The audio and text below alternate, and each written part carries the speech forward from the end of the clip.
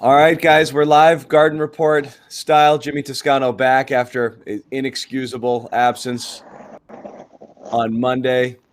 Wi-Fi issues in the past, we believe. We hope. We Don't hope. say that.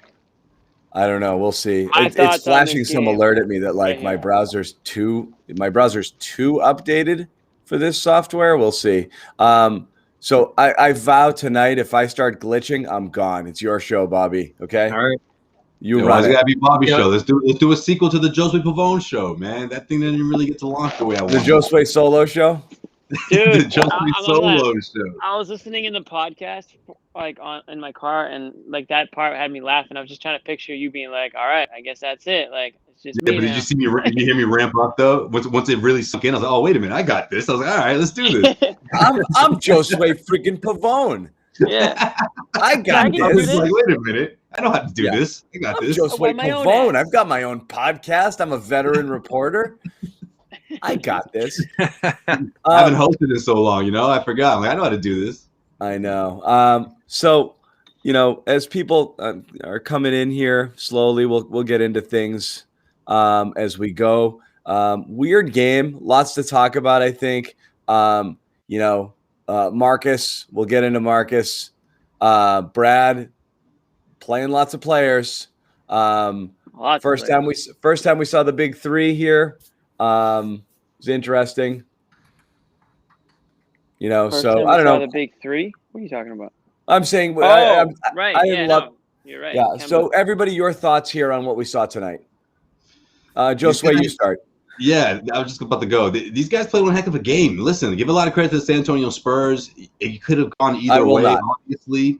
I mean, when you look down, Kick 'em out. when you look at the defense Bobby. from both sides, I mean, it gave up a lot. So at the end of the day, I'm telling you right now, the Celtics are in good shape. Brad Stevens, you don't want to get these other guys down, the end of the bench guys. That's why he played a lot of people today, right? Everyone's like, oh, wait, the big three's back together.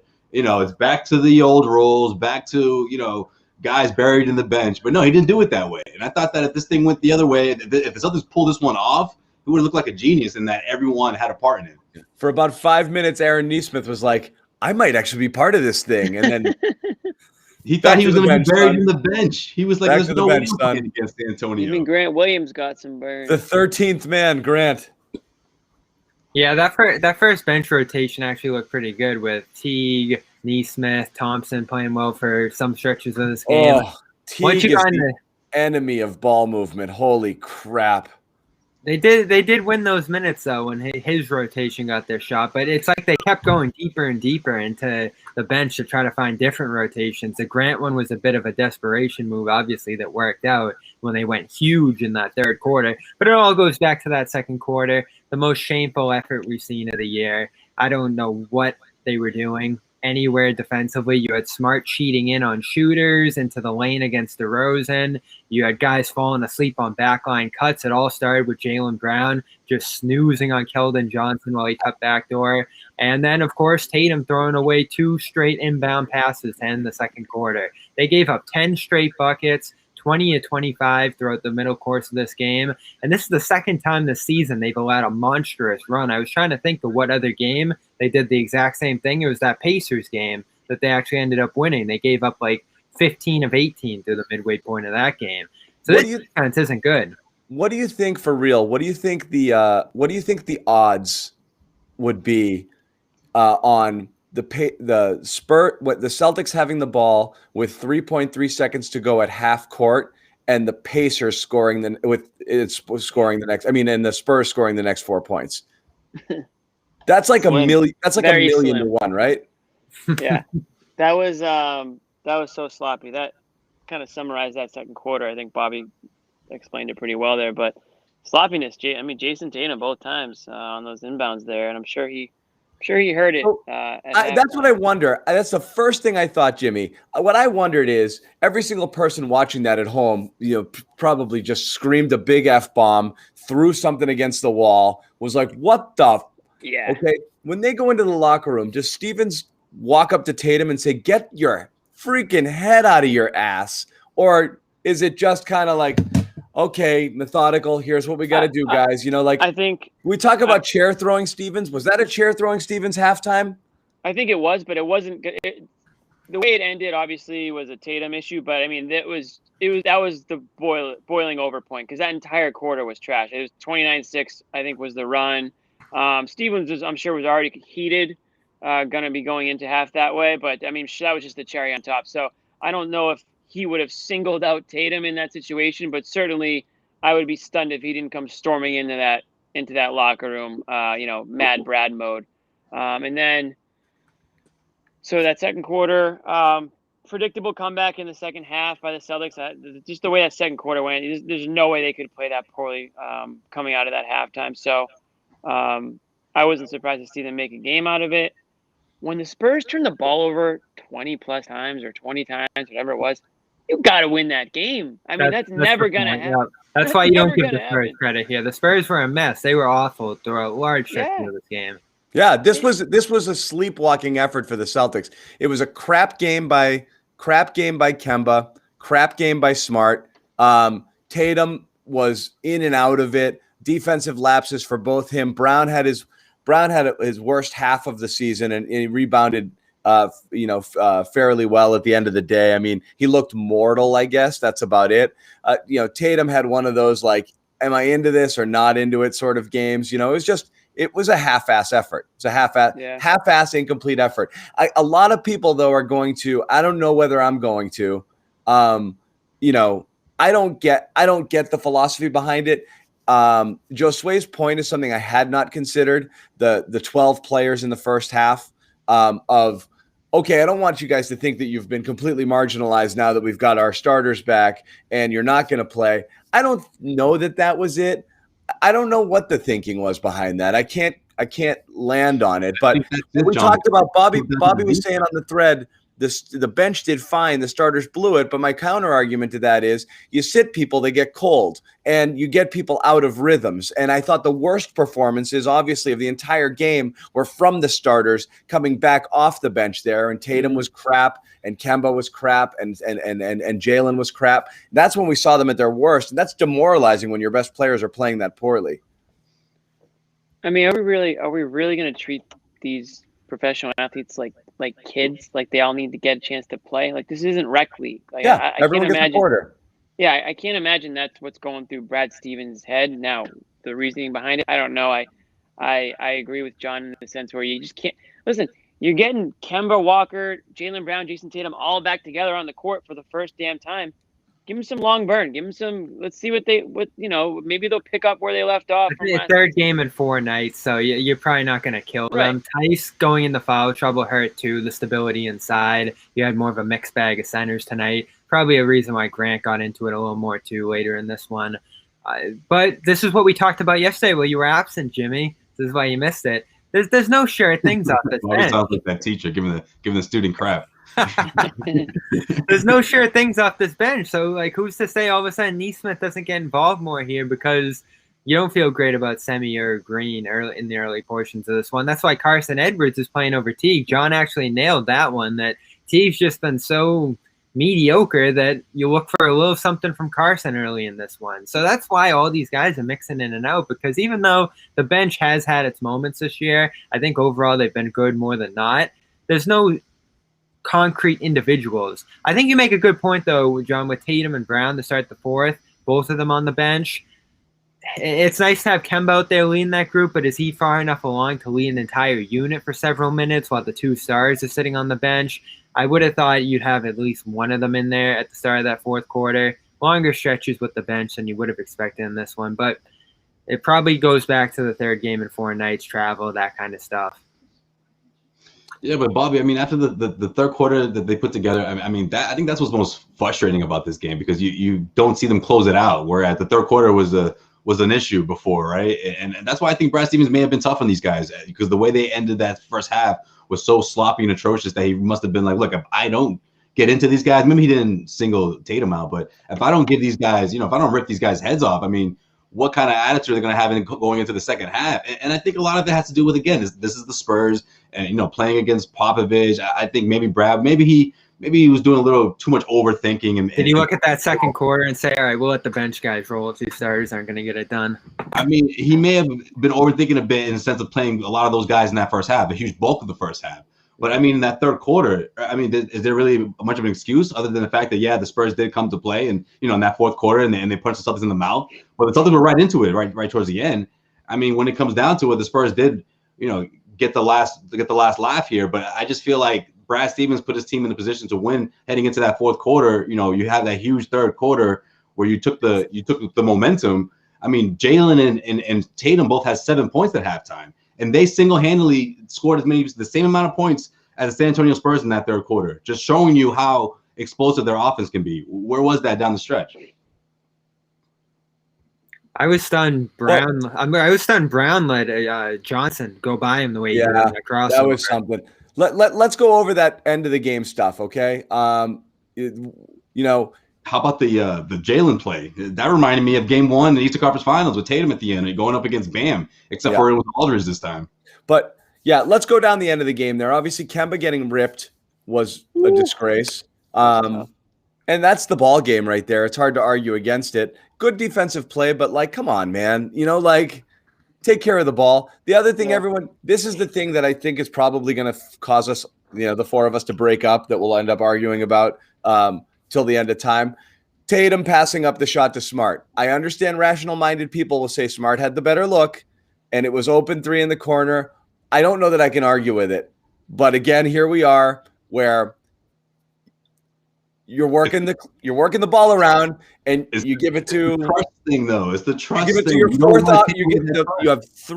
you have three scorers on the floor and the fourth guy and your fourth option gets the final shot of the game. Granted, it was an open shot. And granted, it was wide open. It was wide open, but again, you're always going to come down to it. I don't mind Tatum passing up that. If the Neesmith is the guy who catches the ball on that last position, I feel okay about that because that's his job. That's what he does for a living. He shoots threes, even if he's only been in the league for 10 seconds. Okay. Wow. Marcus Smart is fine. He's okay. He's a lifetime 35% three-point shooter. He's fine, but he's still by far clearly the fourth option on the floor. Agreed.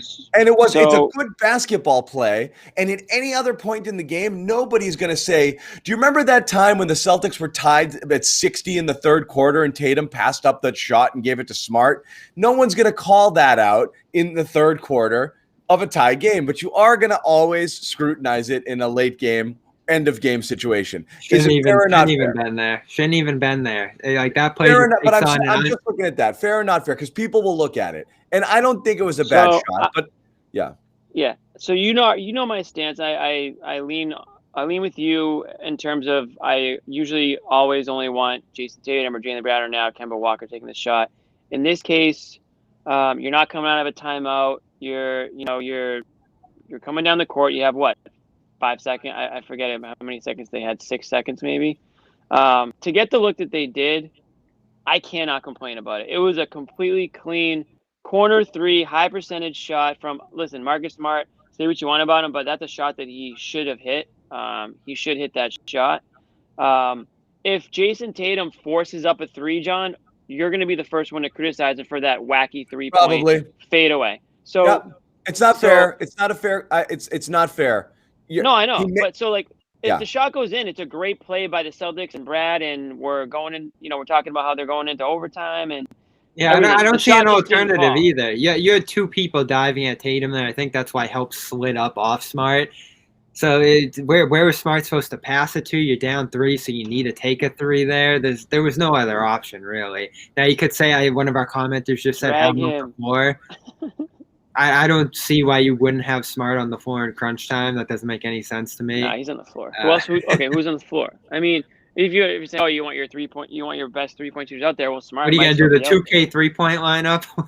Right, exactly. Here comes Carson. Again, the only if you want to criticize anybody, you're gonna have to criticize Kemba for the turnover. I mean, Jayson Tatum had a good game, the huge and one to put them in that position, and the shot just didn't fall. I mean, if the shot falls, it's a completely different story. Marcus Smart's not going to stop shooting. I mean, and honestly, you don't really want your basketball players to be second guessing.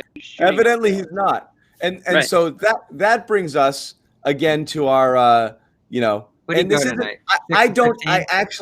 what's funny is I'm getting ripped for saying bad take. I actually, in that situation, think Tatum was better off passing the ball than taking that shot. They blitzed him. It would have been a contested shot with two guys on him. Smart was wide open. Okay, and I'm John, just bringing it up because it happened, and it's going to get through, guys. People think you're bringing it up to give him crap. No, he's just saying what happened.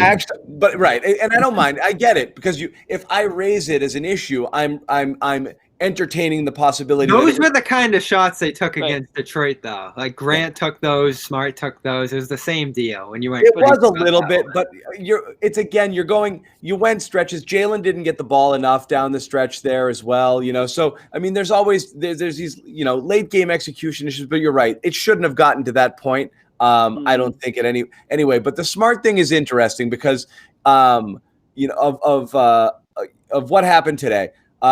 So Marcus, by all accounts, for the last two games, played his two best games of the season. In those games, he shot 8 field goals and 6 field goals. He had 9 and 10 assists, or 9 and 11 assists in those games. Tons of steals, extremely active.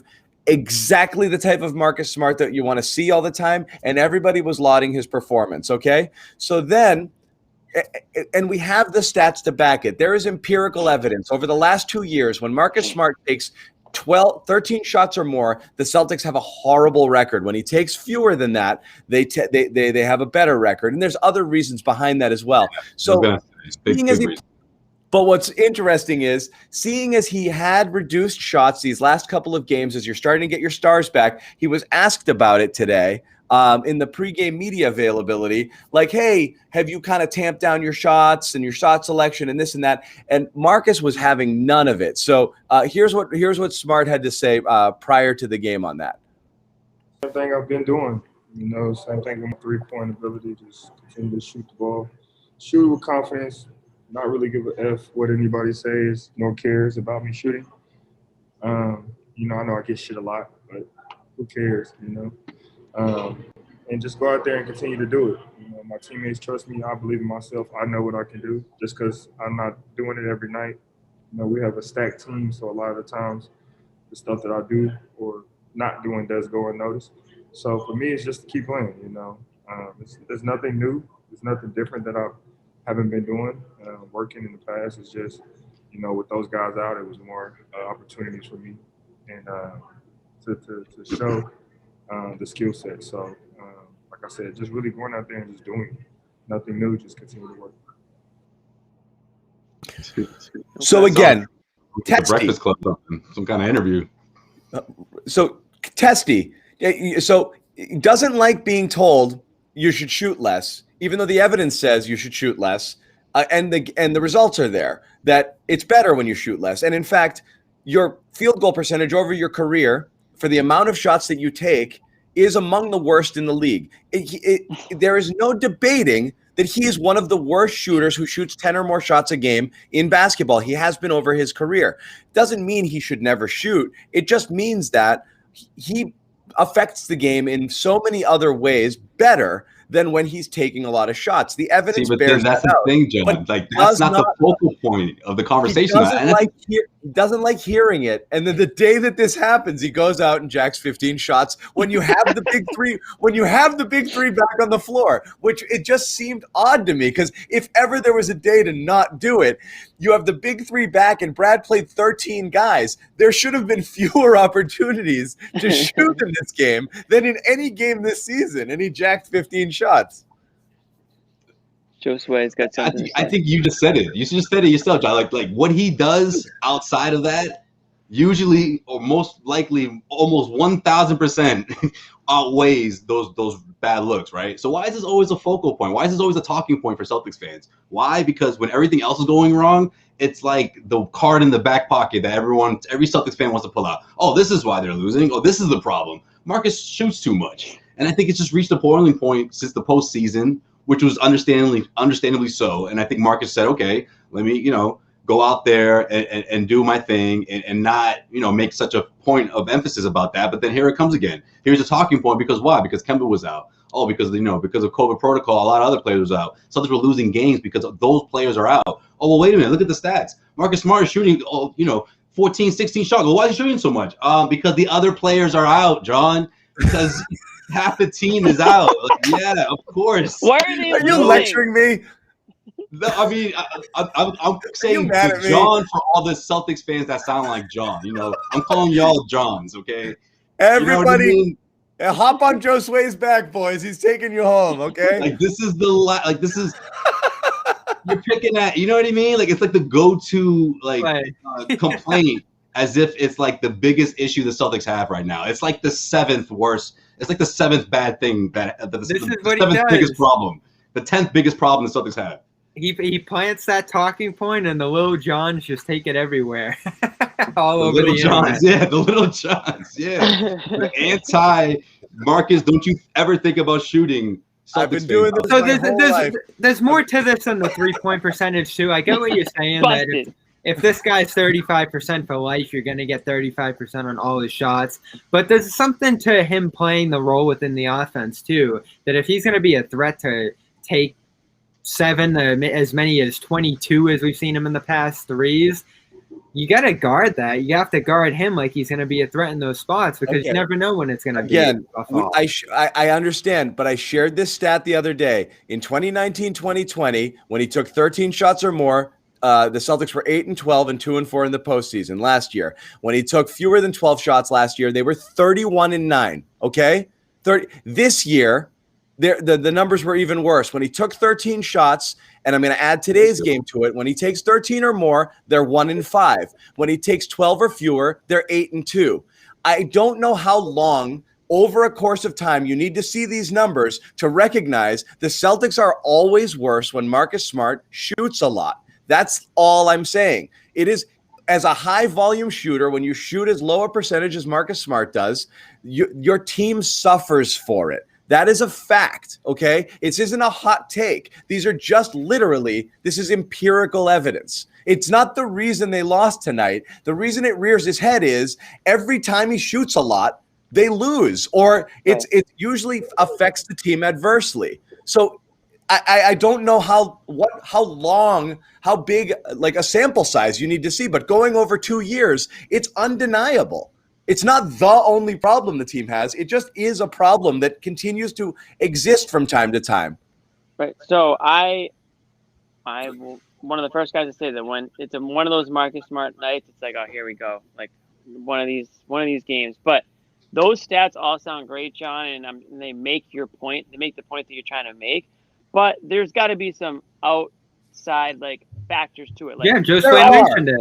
Games where other guys are hurt and he has to, and they're short. Games where they're already losing and it's not his fault. Of course, they're going to start jacking.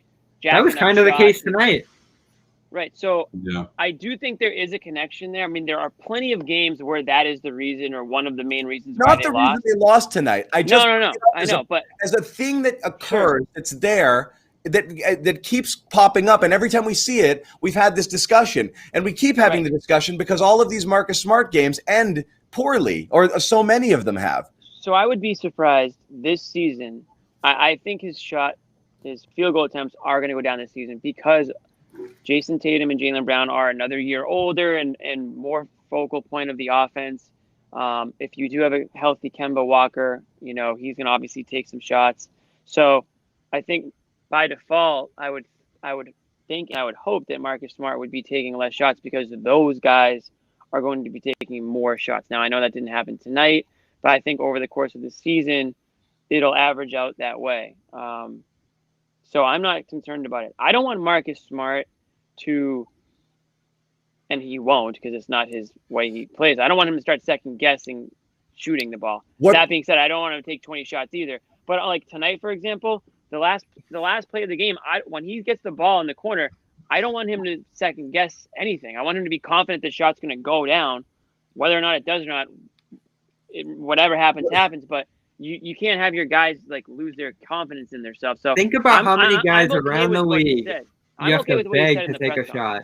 I know, but what's funny with Smart, guys, is he clearly is not afraid to take shots, but you've seen it both in his actions and obviously in his comments here. This is a guy who in college was a scorer, so I totally get it when you're telling a guy, hey, don't you shouldn't shoot, right? And he's like, this is what I grew up playing basketball. I'm a scorer. Right. He's a scorer in the NBA. He believes in himself, and that's a good trait. But what's funny is, ironically, we don't criticize the wide open threes when he gets them late because we're like, that's a good shot. But statistically, if you break down his makes and misses, he's much better on he's one of the top shooters in the league on pull-up threes and contested threes. So he actually is better at making the tough ones. He's pretty bad at open threes.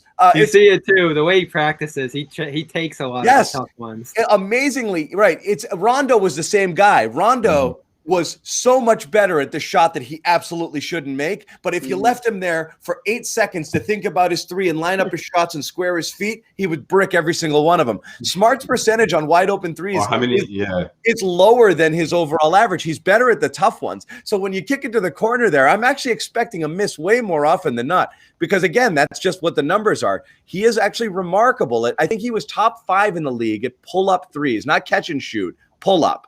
And then this year, he's top 3 in the league in contested threes with a player within 2 to 3 feet of him.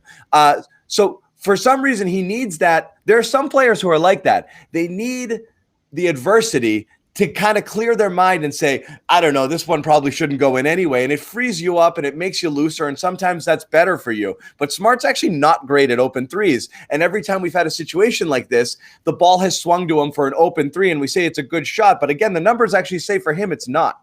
That's why we like him with the second unit too. He can be in that position more on the ball, playing the pick and roll, taking challenging shots on the ball rather than off the ball. And we still like him taking those off-ball catch-and-shoot threes more just because they're going to be overall more open, more space. No matter how you feel about the shots, you'd still rather have a better shot than a worse shot, even though it seems like he's better at taking the tougher ones. But that could be something we think about with him when it comes to how they're going to adjust his team down the stretch here. And I want to talk a little bit about the centers in this regard too. Real quick before we go onto the centers, because I want to talk about that too, Bobby. But what do you guys think of Kemba? Because he's catching a bit of heat on the thread here. He had a worse game than Smart. I felt like he had a rough game. Yeah, I didn't love his shot selection. That second quarter, I felt like his offense stalled the entire offense with some of the difficult ones he was taking. Yeah, and he can do that too. Smart gets more crap for that, but Kemba's capable of doing that too, taking too many bad shots, hard shots. The long twos, we love them because the big flashy ones stick out, the step back, all that stuff. But you saw the other side of that in that second quarter. There were some launches, some heaves, some stagnant shots with a lead, which this team is always capable of. Doesn't it feel like when they build a double-digit lead, it's just launch city, let it fly, and don't take it to the hole as much, don't generate great shots like they did early in this game? Yeah. Yeah, I mean, it wasn't clearly wasn't one of his better games since his return. But for me, I'm still just looking to see how he's moving out there. And, I'm still pretty confident that he hasn't lost like his game or his ability to play. So when he has a, off shooting night or has a couple of, uncharacteristic turnovers, it's just, shit happens type of thing. For me, I want to see how that knee's responding. I mean, he had the last game off. So I'm just Joe Sway's like, here we go. John cursed us. What happened? That wasn't me. No, you said we're not going to have any Wi-Fi issues. I said I wasn't. You know what's for certain? We got a made bed tonight. Look at that. Oh, We've made adjustments. I said I would relinquish my seat at the table if I had Wi-Fi issues. Oh, that's true. Okay. What's remarkable is, and again, it is funny because we spent. Is he back? Is he back? I don't know. We can only hope. We don't want another Wi-Fi episode for sure. Is he really ever back? Oh, I can't. I promise we will end the show rather than have another Wi-Fi episode. Yeah, that was tough to listen to on podcast. I was like, wait, is the show over? Like, it still says there's 20 minutes left. Like, it was tougher to be here. It really was. It wasn't fun to be a part of. We just saw that number in the top left corner just go do. Well, no, for a while what's funny is when the Wi-Fi went out, on my end, it said to me that I was the only person on the air. So I was talking, trying to filibuster, not realizing I was gone. It turned out Joe Sway was the only person on there. It's a good word. Timely. Yeah. So the funny thing about Kemba, we just spent all this time on Smart, or I should say I spent the time on Smart. If you want to say I have an agenda, if you want to say I have an agenda, I don't. What's your thought on Kemba? We want to hear. But no, the Kemba, I'm still formulating it. His line was identical to Smart's. 14 points on 6 of 15 field goals and 2 of 7 3-point field goals, albeit in 27 minutes. And he started worse, ended strong, whereas Smart started 6 of 11 and then missed the last 4. And then missed a bunch. Right. So I don't know. It's again a fit thing, and I'm willing to give it time to figure out how these guys play together again. But they did play together last year, so I don't want to give it that much time. It shouldn't be an issue. But right. I see a lot of people in the chat kind of talking about like there are ball stopping issues with Kemba. For sure. And it is there is a lot of my ball, your ball sort of offense when the three of those guys are on the court together. And that's what bugs me a little. And that's why I suggested a couple of games ago trying to split their minutes where only 2 of them are out there at any given time. And I think Brad did that a bit tonight. I wasn't tracking it fully, but there is when they're all out there together, there is a lot of that my ball, your ball, just cycling through, each person taking turn, and not as much movement. So that's what I'm seeing. See, but that's the thing. I thought I was going to see a lot more of that tonight, believe it or not, guys. I thought we would see more of that bubble style where it was just like, oh, no, you take it. No, you take it. And then, well, I mean, they only had 15 assists. It wasn't a great night for ball movement.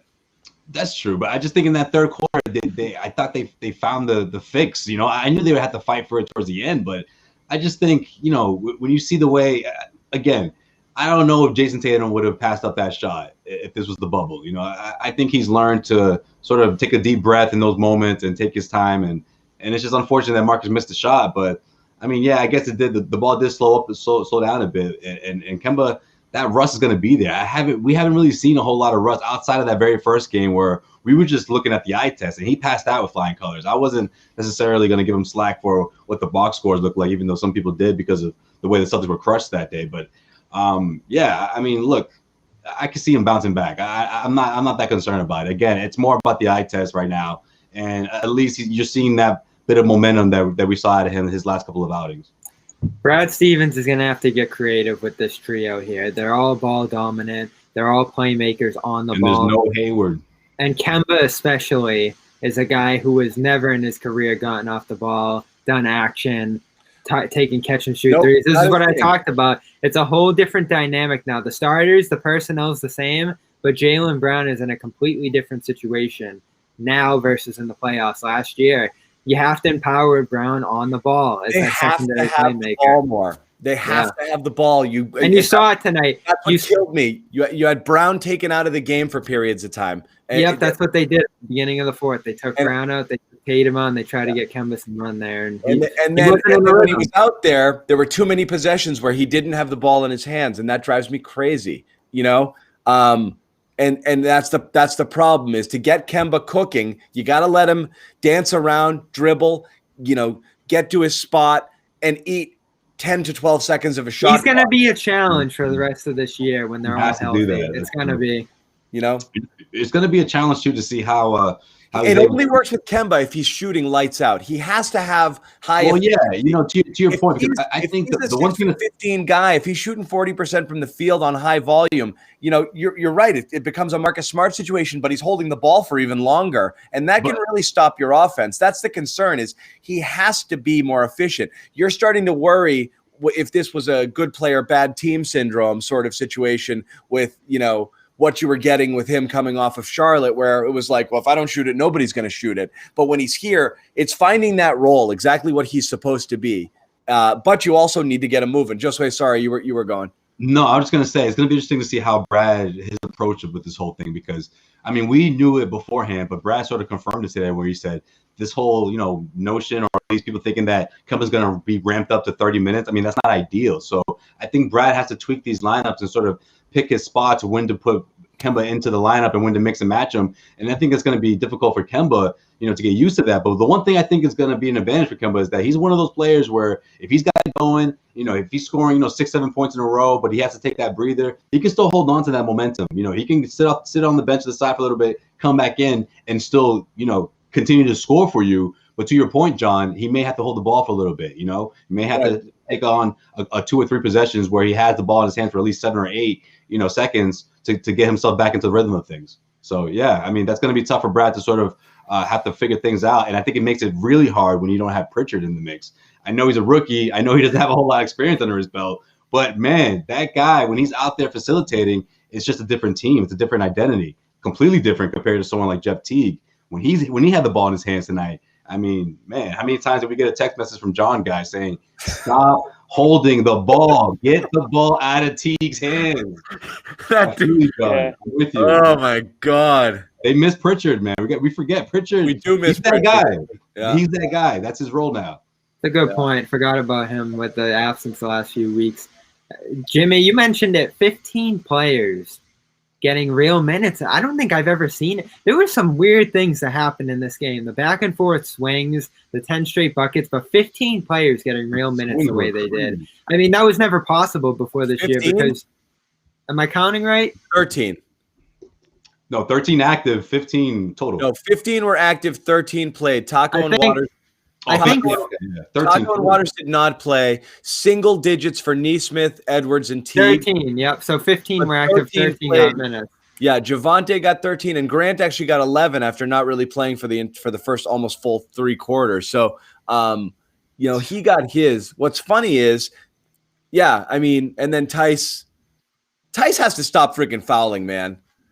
Derailed I know he gets. I'm so done. I'm done. The war on Theis isn't real. I think his record, guys. But I know there are bad calls that he does not get the benefit of the doubt on anything, but he's also an idiot. He clearly does fouly things that he just shouldn't do. That's just that little extra flourish, or you can't do some of the things that he does, and they whistle him every time. It's his only weakness. It's his only weakness. He's got to be more disciplined than that. It's embarrassing. Some of the calls are terrible, but some of them are like, dude, that's obviously a foul. Don't do that. He does it all the time. Well, I think the calls that are bad that go against him are on the offensive end of the floor, where he gets fouled on that dunk at the end of the game there, where he just plowed through Podol in the restricted zone. That's another tough name to say. I got some crap for saying the MMA guy's name wrong there. Poirier. Does anyone? Because you were thinking of Portier. I was thinking of Vincent Poirier from France, but this is an American. Any of these well. This is an American version. So Jakob Poeltl. Jakob Poeltl. Vincent. Jakob Poeltl fouled him there. It looked like, but defensively he fouls like crazy. Well, last year he was one of the 10 per minute foulers, top 10 per minute foulers in the league. I haven't looked at the number this year. Probably lower because he's not playing as much, but it derailed them. That first unit, the starters from last year, I was so excited to get that rolling, and 4 minutes in, he's on the bench, and Thompson ends up playing 22. And there were stretches where I liked Thompson in this one, but it was hard to justify him, unless it's the COVID stuff coming into play with Rob. 22-13, the way they were playing. Rob was just playing better than him. There's no way around it. Yeah. John, would you trade Marcus Smart for Patty Mills? I know that's a drum you were trying to bang on the chat thread. You're not Patty Mills just. I like Marcus Smart. I just don't like certain versions of Marcus Smart. Okay, Mills. Okay, no, wait until another 5'10" guard. When the trade deadline's around the corner, oh man, I can't wait to hear John trying to get rid of Smart. Smart is not an untouchable player in my mind. Okay? I know. I'm just saying you're gonna be tooting that horn, in about three weeks or so. For the right, I would trade Smart for like a package that got you a legitimate wing player, and I can't think of who that would be right now. Yes, a healthy one. You know what I'm thinking of? For a Wiggins? No. Stop it. Wiggins is alive again this year. A Gordon Hayward? Would you trade for Hayward? Yeah. I'll take a thing. How about this? Would you trade Kemba for Terry right now? No. Well, I don't know why. You I don't know why it took so long to answer that, but no. If you get Terry, you'll never get a shot out of Tatum or Brown again. He'll just Ever. take them Yeah. all. Yeah, that's a good point. Ever. Here's one more question. What's Terry shirts are coming back. Greg Terry's Popovich? career splits aren't great either from the field. Greg No. Popovich's Well, hair. they were terrible Keep it in or, his last year keep it here. or cut it. Huh? Pop's hair. Keep it or cut it. Starting Yo, to Cut it. grow that He's out. like scary old. He's scary old Yeah, man in the woods he's with a starting to shotgun. scare Right? you. Yeah, he Yeah. creeped me out for a second. I'm not gonna lie. So I follow a lot of He's Spurs got the hair fans. from Tales of the Crypt guy a little bit. Spurs fans have turned on I must Pop. have It's been like the Bobby guy. I got creeped out. last 3 years have been like Bill Belichick this year in New England. They are Really? not happy with Pop's performance. Yeah. You know, Wow. I don't know Pop's relationship with the media there. Like, I know his shtick is to kind of be tough, but I don't know if it's tough, but like they still like each other, or it's tough Right. like they're afraid of him, like with Belichick. You know, but if it is like Belichick, I can see why they turn, because like They've been bad. when you're kind of a jerk, the people who cover you, they'll give you the benefit of the doubt for as long as you're awesome and untouchable. But as soon as it goes, that leash is really, really short, and they will turn fast. So you can't have like consecutive down years if you're one of these guys, because the people will eat you up. Have you Oh, been yeah. to San Because Antonio? they've been waiting to crap on you for all of these years, but they can't because you keep winning year after year after year. So Pop's one of those he's untouchable definitely guys not the where it's like nicest. he's undeniably the best coach in the league, so you can't say anything bad about him until they have a couple of crap years, and then you can be like, well, you know, he's slipping. Yeah. That What team- Bobby? I'm not walking through that door anymore. I was asking John if he's been to San Antonio. Me, no. I've been to the city. I haven't been to the arena. Is it nice? You know what? It's funny you mentioned that. I heard they got good food. Texting about San Antonio with a buddy of mine watching the game tonight. There's one small area of San Antonio that's cool. It's called Riverwalk. So if you're ever in San Antonio, yeah. that's Everyone talks about it. where you'll end up. A lot of good places to eat there. Oh, Kind of shit. cool. It happened. After that, oh wow. Oh, Marcus Smart commenter. It happened. We had Miles Turner on the threat last time demanding an apology cam for Bobby, and now Marcus Smart's coming after me. Next time you That's interview exactly me. how you would say it too. Stop disrespecting me. I haven't been in any of those. I haven't. Exactly what Marcus Smart would say. Have you ever interviewed? Yeah, tons of times. Really? I mean, I've been in a million post games where I've, What have you asked them tough questions? I'll ask anybody any question. I'm not afraid of that. Have you asked about his shooting? I love that. No, I'm afraid to do that.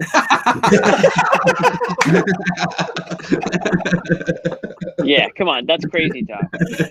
He literally gets a question about shooting every press conference, so I'm not stunned. He's kind of blowing his top. I at would it. be too, man, because you know why? Because it's know-nothing idiots like us who are criticizing him. Like, I get it. These guys are geniuses. They've been doing this for their whole lives. They understand the game at a much deeper level than most people who are covering them, ourselves included, of course, and every media type that's in front of their faces asking them shit. And they're like, you only understand a fraction of what I understand about this game. So you're almost not. The fact that they answer any questions actually surprises me, because none of us have the right. Especially the basketball questions. None you of us know? have the right to ask any questions because we don't have a deep enough understanding of the game as they do. I know you hate when they play the "Have you ever played the game" card, but there's so much more that goes into it than most people are able to comprehend, and it is frustrating when you're at the height of you're one of the best in the world at what you do, and you've got friggin', John Zanis over here with his, if you look at the percentages, my stats show me. How much that must drive Marcus crazy. I get it. CLNS, Yeah. you're one of the worst shooters in the history of the game, Marcus. Just your thoughts on that. According to advanced stats, I don't know if you know this, Marcus, but it's like, dude, you think he's thinking about that? Like, I don't know. It's one of those things where it's like you feel for the guy. You feel for the guy. There is something like, I know John's got the stats and it's all true. Like, we have a big sample size of his shooting at this point, and it is. Oh, they're talking about those reporters because we got a big sample size of those too. Oh yeah. It's not John. It's far from John. Yeah, trust me. You want to start going in on Celtics reporters? But I don't know if it's some of the big shots he's hit or just he takes so many, so we've seen him hit a lot, or even just how it looks, because his shot does look good at this point. Like, it's smooth, it's thorough, it's gotten better over time. I just have confidence when he shoots. I really do. Like, I'm past the point where I'm like, oh no, when he fires one up. That corner one looked decent at the end of the game. It just hit the front of the rim and bounced out there. There's just something here. I don't know how Joe Sway and Jimmy feel about that, because they believe in his shot a little more than John does, it seems. There's something there that inspires confidence in me. It's the gutsy, the he's assertiveness. He doesn't even think. Right. But obviously we've seen the other side of that. And obviously I'm getting flashbacks of the bubble. Like it was like every single Marcus Smart naysayer was like they're speaking truth for months ahead of time. And it's like the biggest I told you so I ever heard from those guys. And I was like, okay, well, I think Marcus is in a space, and it's part of his he's a veteran in this game, that he's going to be able to correct that. And I think he has. But again, when things go wrong, when there's, deficiencies in the offense, it's always easy to point out, oh, well, look at Marcus, look how many shots he took. He took 15. He should have took. There are those games, though. Those are the games we all know which games that, like, John's talking about. And we can all remember games where it's like, why is he shooting the ball so much? Why isn't he, get it to Jalen, get it to Jayson? Like, he shouldn't be taking more shots than these guys. Like, there are those games, and that's when I step in and say, okay, I'm not on board with this. The other games, like, you can't just force 25 points, 25 shots. 25 in one of those games, but yeah. Yeah, but there are games where, like, you just know right off the bat it's gonna be one of those games. Daniel Tyson's in the chat.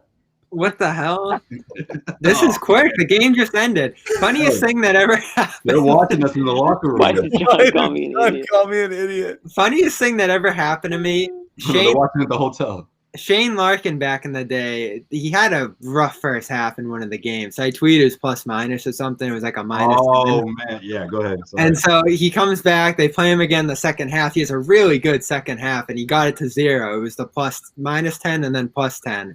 And I swear it was like within 5 minutes of the game ended. Must have been within 2 minutes of getting into the locker room. He found the tweet. I didn't even tag him. I just wrote the name, tweeted back and said, plus 10 in the second half. Keep the faith, fella. I was like, oh my, it was so quick after the game. I couldn't believe it. Like, he must have beelined to his phone. Someone must have sent it to him, or he just searched his name, and he responded within minutes. Yeah, no, he was definitely that guy who would search his name and go through every single comment, because I remember you would see his name and his tweets pop up immediately after the game, and he would either be responding or retweeting stuff. And I swear, like Tatum, like Brad Stevens would still be doing his presser. Like, it would be right after the game, and he was on Twitter just like someone would have to do the Obama pull the phone away meme there. Yeah, I think that was the same year that these guys were getting in trouble. I think Terry Rozier put something on his snap, and like Marcus, that whole thing happened with that IG girl called him out. He was in his DMs and all that. It was a mess. And then I forgot about Marcus in the mirror. Well, that was a whole nother issue, but no, this is before that. Yeah. Brad, he didn't say the specifics of it, but he said that they had a brief chat about appropriate, behavior on social media. Terry did not give a damn about that. No, he didn't. Whatever you wanted to do, he was doing online. Yeah, a lot of cloudy snaps and IG stories, if you will. I'll leave it at that.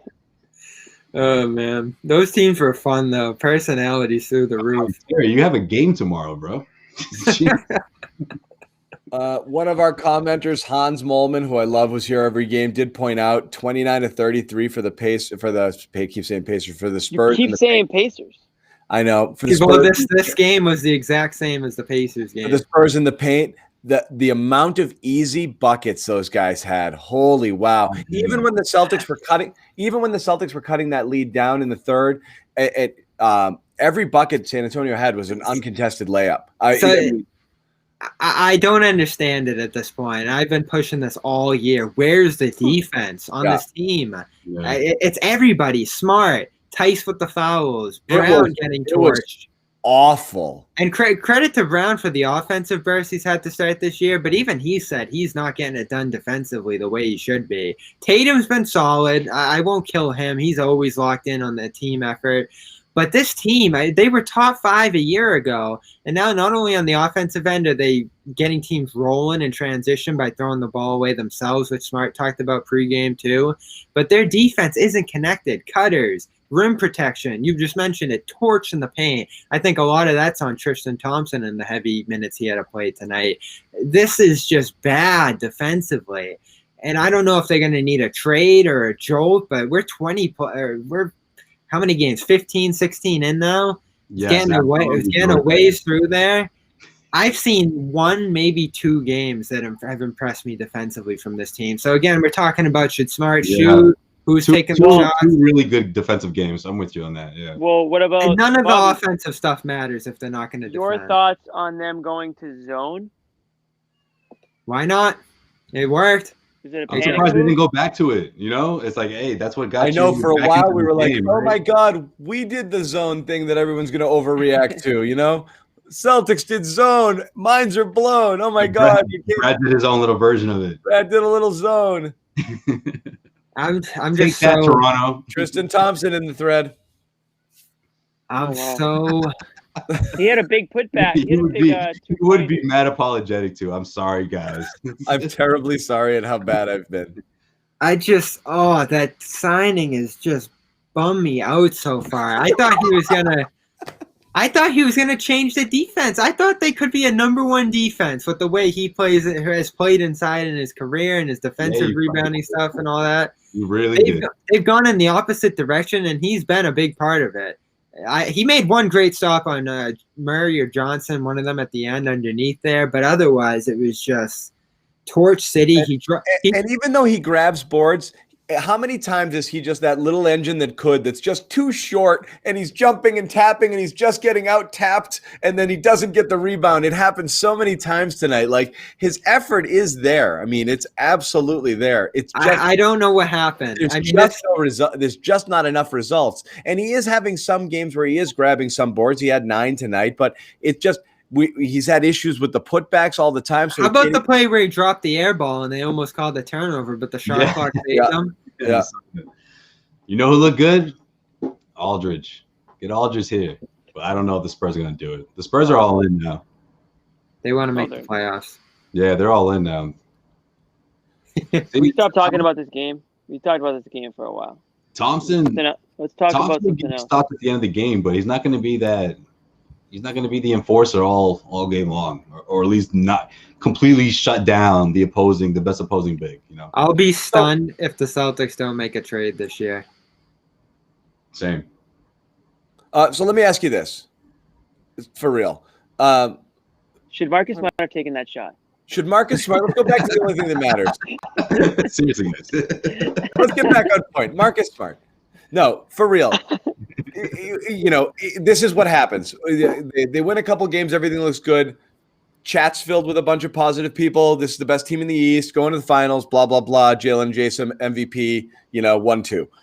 And then you have this crap game, and everyone's like, trade everybody, and Brad sucks. Like, I get it. No, we've mentioned the negatives there and the wins, but too. Beyond that, for real, if you had to look at this team just after what we've seen, snapshot, 17 games at this point, is there anything you would, now that you've got most of the pieces in place, granted Pritchard will come back, Romeo eventually, we'll see what we have. Is there anything you would do differently? You did see tonight, for example, Theis seemed to jump ahead of Thompson. For the first time, we get to see what the lineup would look like. That was a decision Brad had made. It looks like Theis is running with the first unit. Thompson is in unit 2. Anything you would do dramatically different than what's being done or what we think is going to be done right now? And that could include Smart or even Kemba to the bench, Rob Williams into the starting rotation, anybody else coming into the rotation earlier, someone dropping out of it, anything that you guys see right now that you think, let's try something else? Or is this just going to be we know who the best players are. We're going to play Brad's going to play different combos of them on every single night. And it's just going to come down to that. But ultimately it's going to be the big 3, whatever big seems to be rolling that night, dependent on matchups, and then whatever else you get out of bench guys. Is that where we are?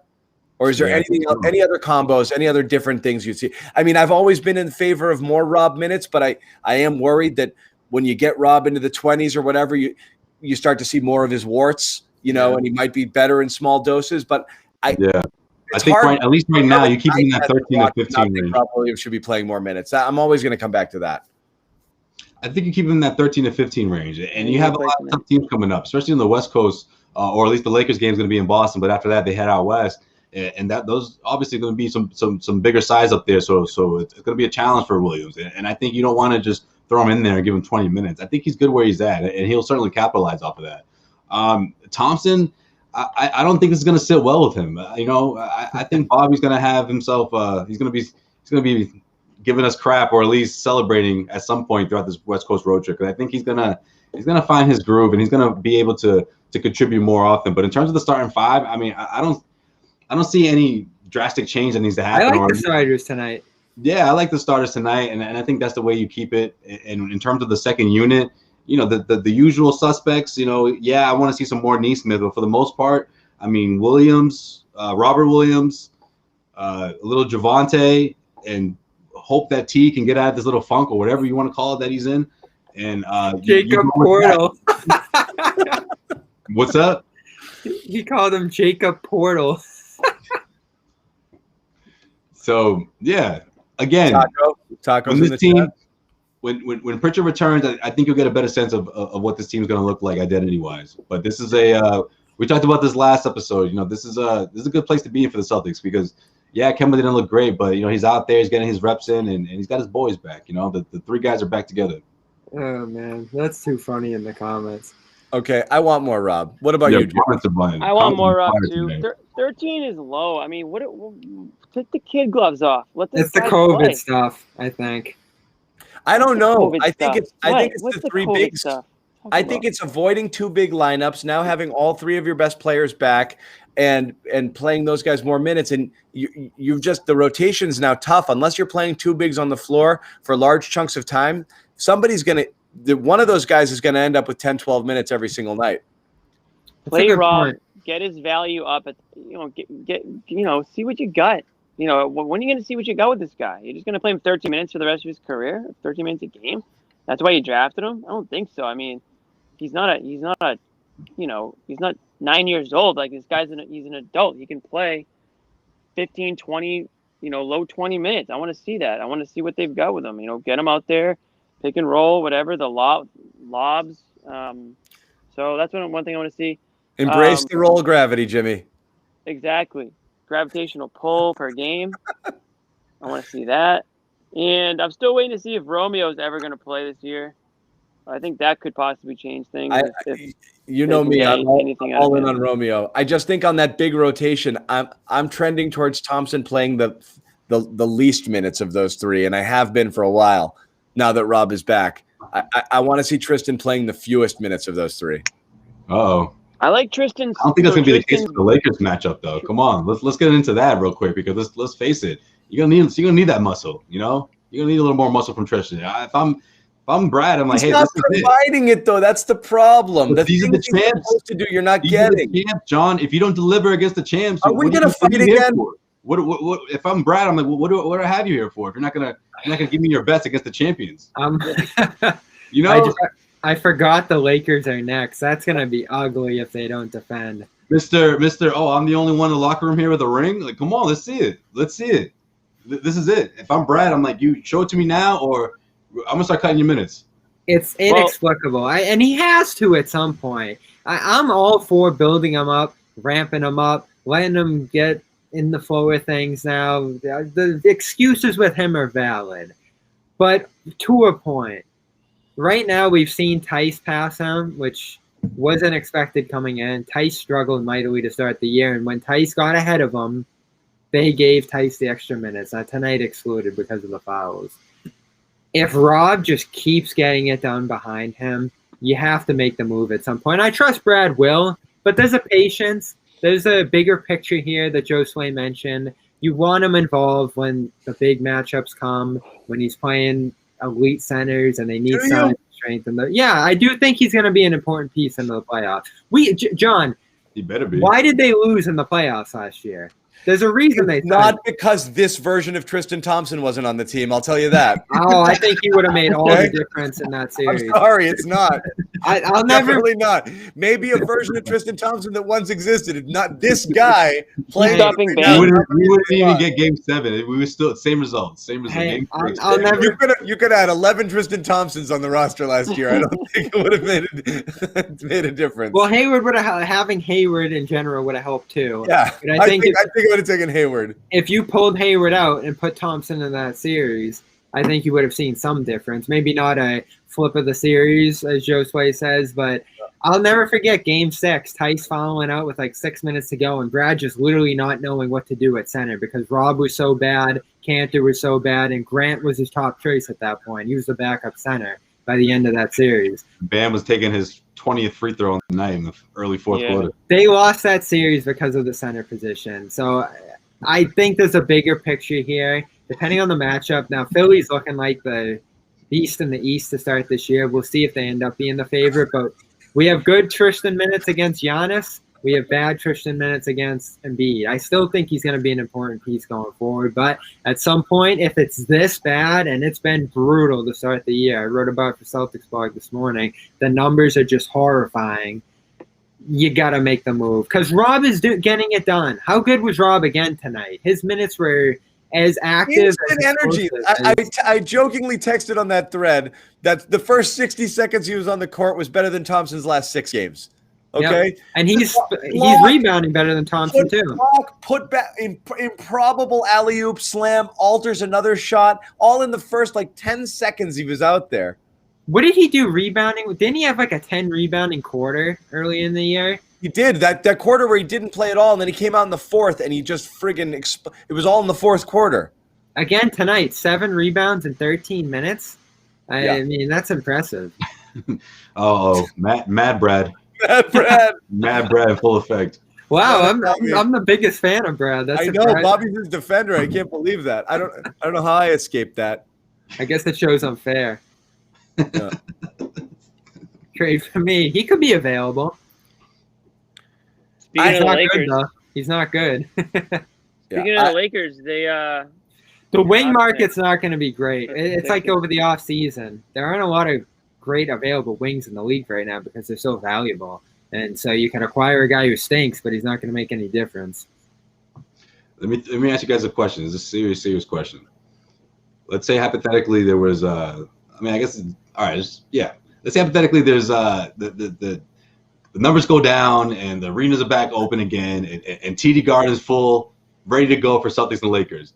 Would the the Kardashian effect, would that benefit Tristan right now, or would it make things worse? Having her courtside?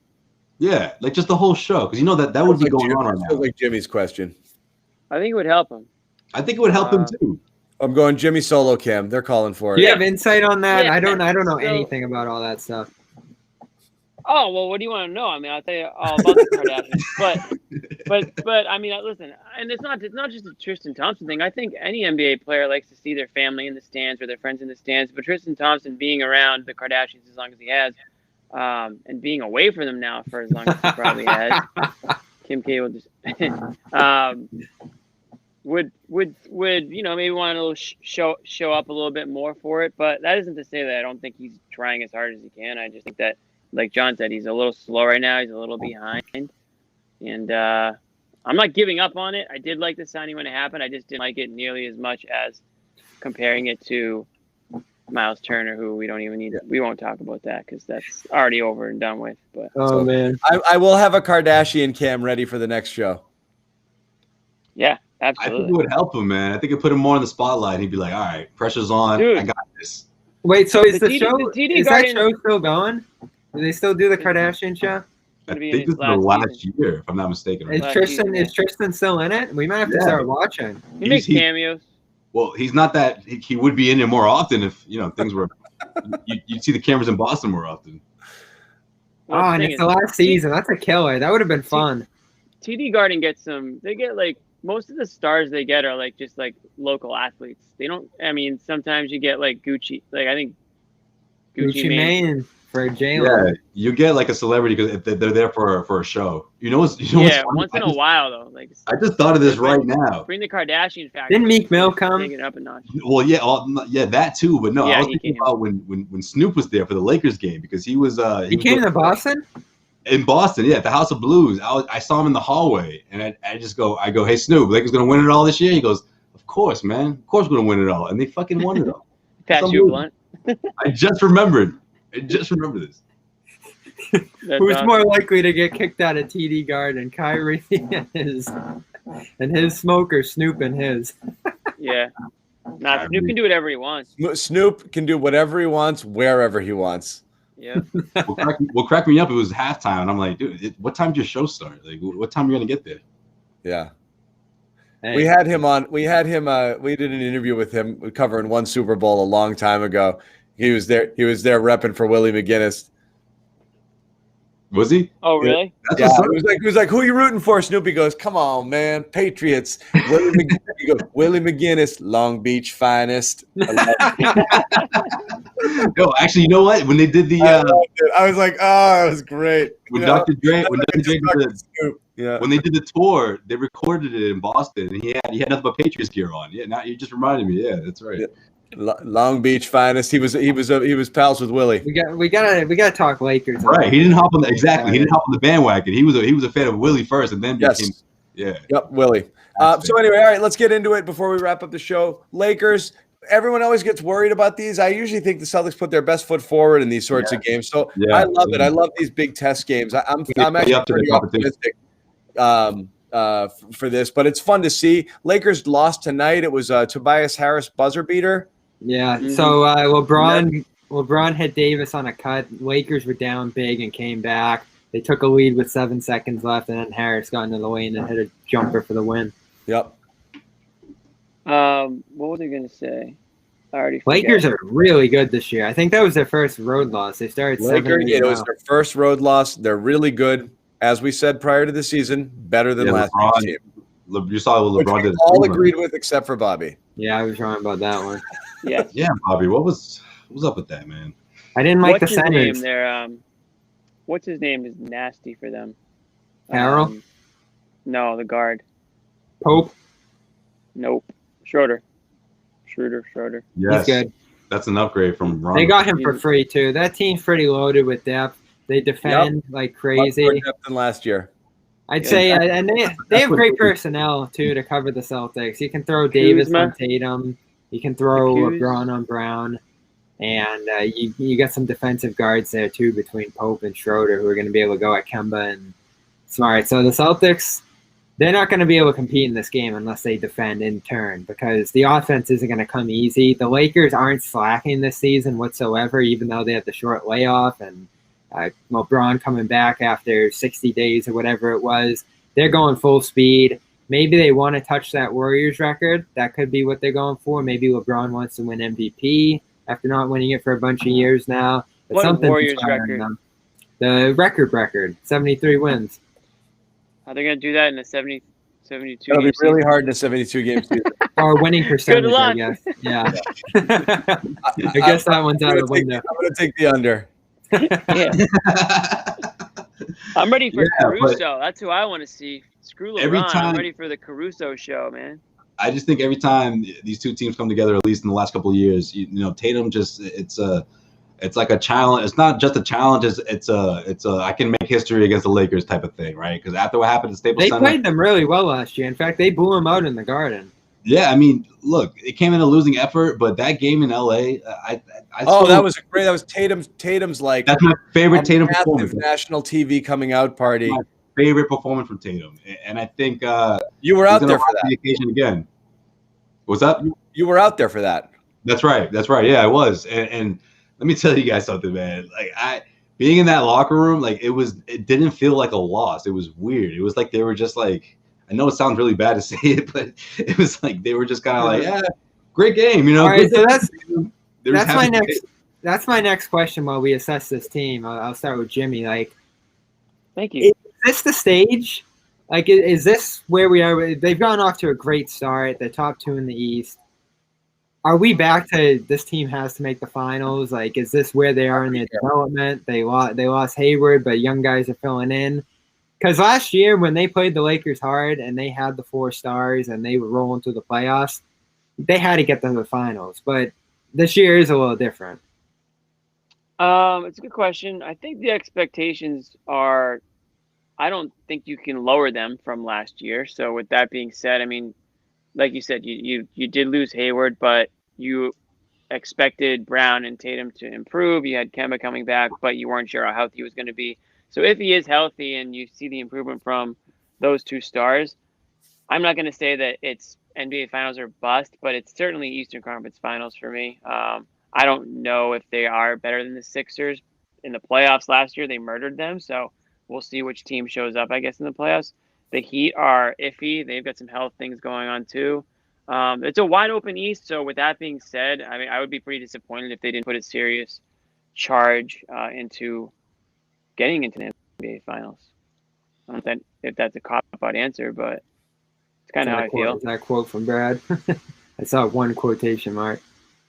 Yeah, I think because of the Kemba injury and the way things started off, I think you look at a team like the Brooklyn Nets, you're like, what's going to happen there? I don't know if the Nets the season ends in the Eastern Conference Finals, if that's necessarily a failure. But of course, it depends how they go about it, right? I mean, last season it was sort of easy to say that, but at the same time, it was sort of like, man, what a golden opportunity. The Celtics topped right. the Sixers. They didn't have to play the Bucks. Like, that was sort of the ideal path to the NBA Finals, and of course, it came up short. So I felt like there's a lot more disappointment in that run as opposed to what's going to happen ahead, because you look at how much better other teams got around the Celtics, But yeah, Miami's obviously there. I still have Miami up there. Philly's up there, and Brooklyn. Those are my 3. I still have some outside of those 3. So Miami's in a big hole.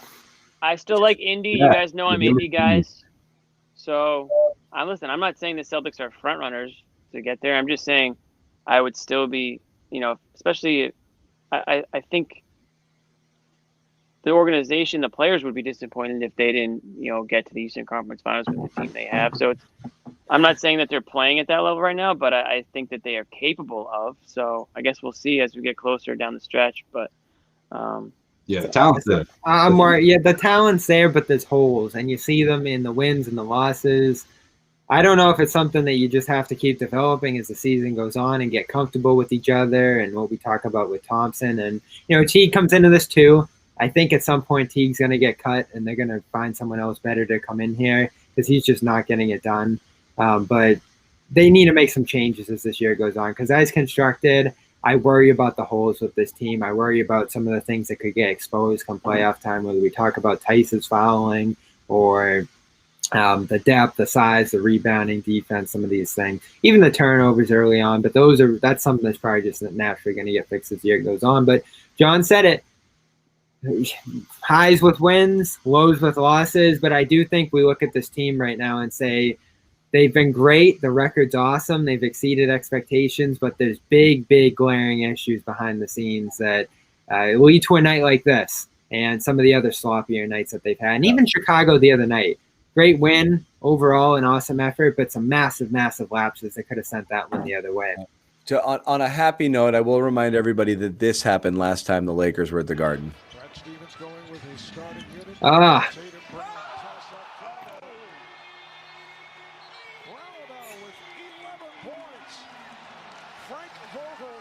Takes a timeout.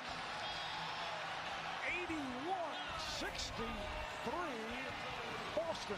This is how you attack a shot blocker. Hello. Welcome back. We know you've been hurt. Looks like you got some rest, Jaylen Brown.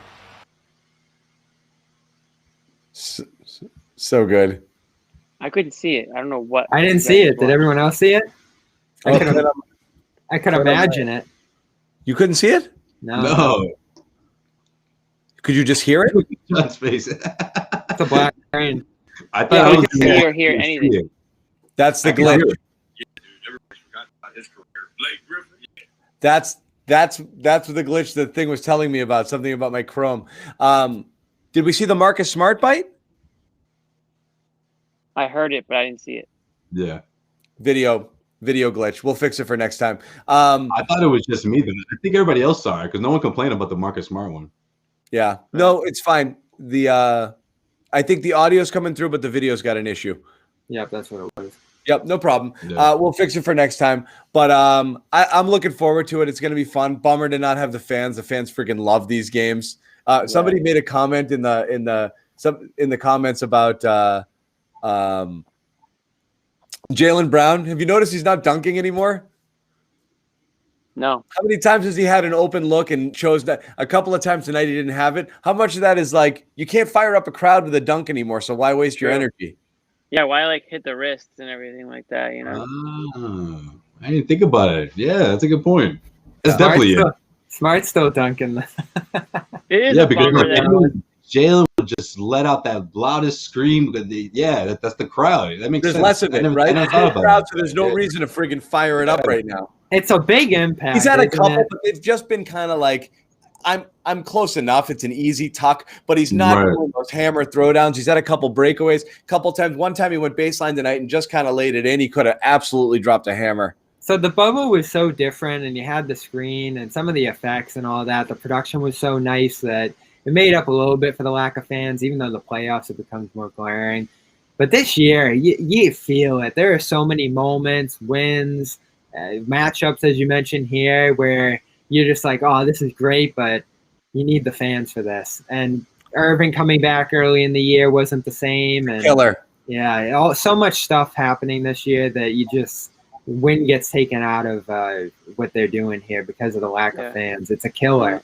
When the Lakers come to town, teams are going to capitalize on how many teams would capitalize on that better than the Celtics or more than the Celtics? You know, like that TD Garden. I mean, to get that back after not having it for so long, it's going to be incredible for this team if they're able to do it in the postseason. I'm not against the bubble. I'm not, but I understand why they are. It's not going to happen. I don't know. We'll see. Vaccines seem more likely. Is anyone going to the game here on Saturday or no? Potentially. Yeah. But we'll have more on Saturday. That's it though, right? There are a couple days off here. Yeah, that's it. All right, so a couple of days off. Lakers Saturday. We've got, and then it's West Coast. Yep. LeBron Saturday. All right. Dude, watching LeBron is awesome in person. Anyway. We have told you guys that we are going to do stuff on the West Coast. It might be shorter, might be a smaller cast of characters. We'll keep doing it. We will be back on Saturday. We do have to tell the people about Manscaped. Okay. Press Pass 20% off your purchase. Free shipping at Manscaped. You get the whole deal. All of it. January deal on your grooming needs, all your below the belt grooming needs, as they like to say. Comes with do it. It's been a long spray, winter. powder, cologne, underwear, a carry bag, the lawnmower 3.0. 3.0. It's huge. We have amazingly sold a ton of these. And when we do, they keep sponsoring and we get to keep doing this and bringing the content to you for free. So don't be bashful, get one. I mean, honestly, you need something like it. So if you can get it for 20% off, you need something. You got to have one of these. You got to have something like this in your kit. If you don't have it, get this quality product. Aren't they doing like some spray, cologne now too, stuff all like of it. that? Spray, powder, cologne, underwear. Take care of yourself, fellas. Come carry on. bag. Yeah. Self-care. She said she doesn't care that much. No, she's lying to you. She does care. All right, take care of yourself. As we said, you get vaccinated, you start to go out into the world again. Right, exactly. Yes. Yeah, you don't look the same. All right, you know it's not. Yeah, you got to be ready. So Manscaped, Press Pass 20, Manscaped.com, 20% off, free shipping. Go get some, guys. Let's wrap it up. We'll be back on Saturday. Enjoy a couple days off. Full energy, full effort. 48 minutes. 48 full minutes on Saturday. Everybody at home, thanks for watching. Reminders, of course, as always, that subscribe to the YouTube channel if you haven't already, and you'll get notified when we go live. So do that. And people are proud of that, Reed. I botched one a couple days ago, and people were really concerned. Hey, ton of new stuff at the network. You were smooth on that one. Good read. Proud of you, Mark, John.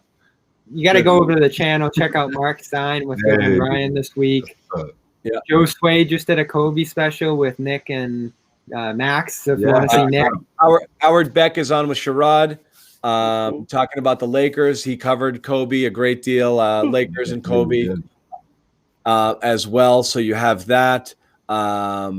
And obviously, we know Joe Sway's got Causeway Street. Bobby Manning's got Dome Theory. The Jimmy John podcast in development at some point. We spend so much time together. Wow. Yeah. We spend so much time together here. I almost we can just leave and you'll keep going for 30 more minutes. I think you can do it. After hours. You just Run cut those report after into dark. episodes. Yeah. Me and Joe Sway will go get a drink and just watch. Yeah. You guys jump in the thread and troll us. Yeah, exactly. Yeah. Yeah, we come up with burners too. Wouldn't know it's us. That was classic by the commenters tonight. Good job, everybody. Good job, everybody. I wonder, right? Did everyone just jump off the thread, go develop a new identity, and jump on as them on the fly? That was great. It might just be the same guy changing his name over and over. I'm not I sure. think it is. Yeah. It might be the same guy. So again, thanks everybody at home.